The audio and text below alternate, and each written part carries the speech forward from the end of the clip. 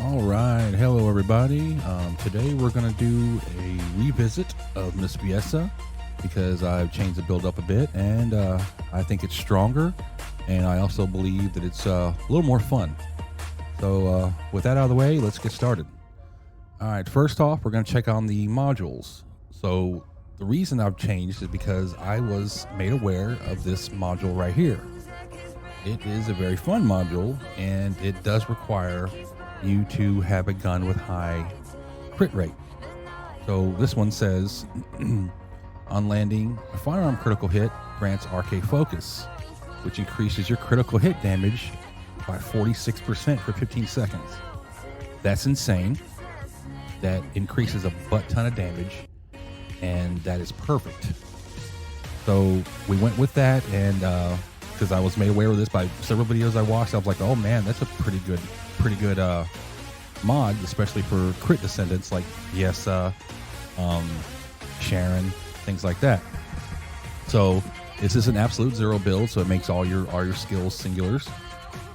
You got your two cooldown mods here, Nimble Fingers and Peak Conversion. Your two focus mods, Chill and Singular. That gets your cooldown as low as possible. And then you've got your 4 crit mods, Insight, Concentration, Emergency Measures, Front Lines. Then we've got a skill expansion for her 4th ability and for the range of her 3rd ability and probably the 1st ability as well. Then of course we've got Hyper Focus. Now this build, she is very squishy. I believe she's got less than, just under 9,000 HP. So if you wanted to, you could probably swap out skill expansion or maybe even skill insight or emergency measures. One of those three, you could probably swap it out for an HP mod like increased HP or something like that. So it can give her a little more survivability. All right, next, the reactor. That's obviously a chill singular, and you're going to want to get, because for this build I mounted a beam rifle, but I've had this reactor for her for a long time, so I've got a few different mounts for her, but I got the beam rifle as well. And you want that critical hit damage and cooldown, because the main thing with her is you want as much cooldown as possible. Now I've got a 2-piece auxiliary plague here for that singular skill power, just straight up, just an extra 5% singular power. And then of course I got a 2-piece hunter for that extra cooldown. And what that does, as you can see right here, the cooldown is as low as it can go. It's at the minimum. So it's as quickly as you can cool down her abilities. That's where it needs to be. All right, for the RK tuning, we went. It's a pretty basic one. You go over here, you get all your skill powers, get the gold here, go up here, get more cooldown. And that makes you, like I said, it makes you maxed out. Now go over here, go to the left to get more critical hit damage. You go up here, more skill power. Now this, right now I've got frostbite vulnerability on it, but you could possibly, depending on what you want, you could put chill cohesion, which in theory, chill cohesion can actually net you a little bit more damage. It's not a huge difference, but it's enough. But you have to get all 3 stacks first to get the extra damage. Whereas with this one, it's mainly for those big guys, yellow bars, that have more health, a lot more life, you know, that are harder to kill in 1 or 2 hits. Because once they get hit with frostbite, you hit even harder with an extra almost 10% skill power.